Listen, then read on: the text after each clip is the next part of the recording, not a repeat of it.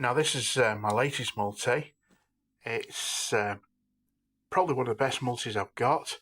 It's actually a Sega System 1 multi, so games that came out probably before 1985, so yeah, quite old games.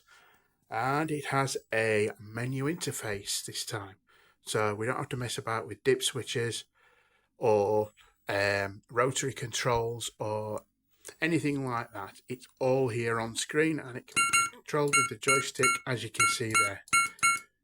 Some of the titles are a bit obscure, as you can see, but there are some really, really good classics on there. One of my favourite there is Flicky. There it is. Basically, you play a bird and you've got to pick up all the little chickens on the level. You don't have any weapons or anything, you just have to get rid of the cats with plant pots and plates and things like that. So, but it's a great game. Flicky is genius. It really is. It's one of those games that has very, very simple graphics, but amazing, amazing gameplay. A bit like Bomb Jack, a bit like, I don't know, Robotron even, you know, just absolute classic games.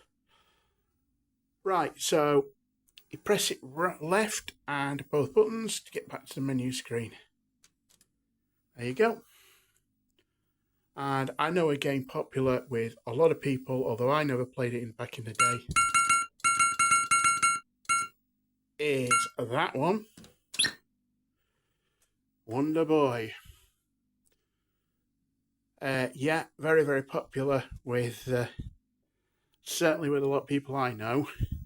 But as I say, I never played it back in the day, but goes for a pretty penny, which they all do really on this list. I mean, if you were to add them all up, those games, you would be well in excess, maybe coming up to £5,000, you know, and then it's finding them and obviously getting the hardware reliable and not breaking down on you. That's just absolutely fantastic multi, this.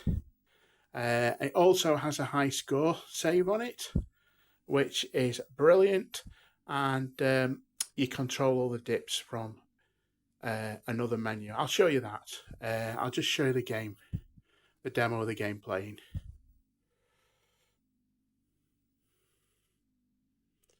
So there it is.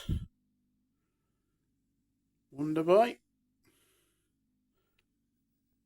I'm looking forward to getting into it because I've not really played it, as I say, so I'm looking forward to finding out why it was so popular, certainly in the UK. Mainly with females as well, which is quite unusual. So I'll go back to the menu. As I say, you can see there at the bottom there, that's where you change your settings. You take it right down, settings, and there you go. So it does the settings for the last game that you selected. So obviously this is settings for Wonder Boy. You can change the dips, obviously demo sounds, lives, extra lives, continues, and the difficulty. And as I say, you can clear the high score data bank there. It's absolutely fantastic multi. And that's the guy who made it, Gadgetfreak. His real name's Aaron. He's on the UK VAC forums and he's an absolute genius. He's done some other multis as well. He's done I know he's done a Gauntlet 2, Gauntlet 1 multi. He's also done a Atari System 1 multi. He's done various others as well. But as you can see, it's absolute genius.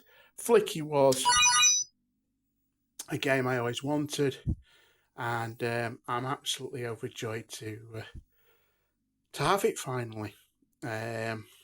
Pitfall 2 there. That's actually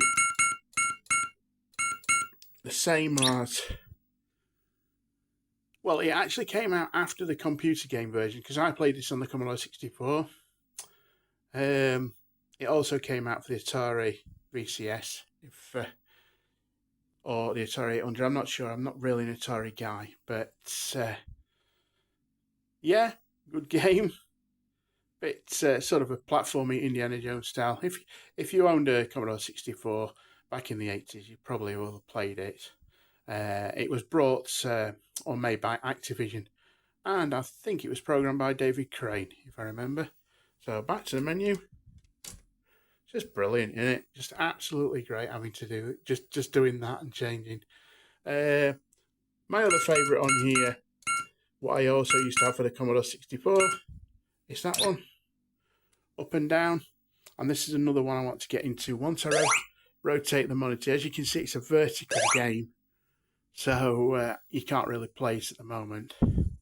But once I rotate the monitor in the cab, then I'll have a proper game on it. The aim is basically just to jump on or over the vehicles and collect the flags. So I think it's a good game. I really do. It's an interesting one.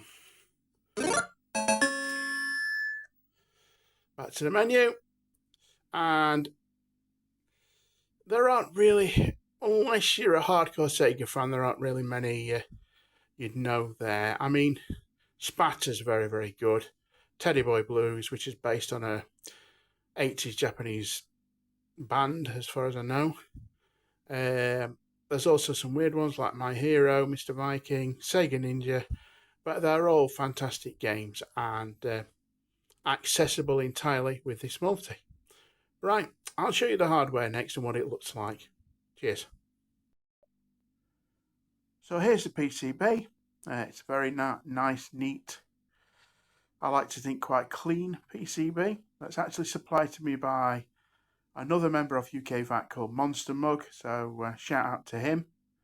This was actually originally a game that I showed you earlier called Pitfall 2, and it was a European version, a Spanish version I think. It was licensed by a company called TechFry, but it's the exact same hardware as you would get on a Sega original. As I said in an earlier video, Jammer, the Edge Connector standard, came out sort of after this board, 86, so that would post-date this release, so it needs an adapter. As you can see, the adapter's there. Just take that off. As you can see, that's the original Sega System 8 or System 1, and there's your jammer adapter. It's all rerouted. Slip that on the end so you can play it on any jammer compatible cab. No problem at all. Very neat, as you can see. That's where the CPU and the sprites, as far as I know, the sound CPU is there as well. You've got the sound EEPROM there, and you've got the background tiles there. So it's just those three boards that you need, and obviously they're all linked with a pretty crude ribbon cable, which if it works, hey, it doesn't matter. But yeah, that's the Sega System 1 multi. I really do like it. And yes, that's a Taito Y2 Mini arcade stick that I've been doing the Raiden High Score Challenge on UK VAC on.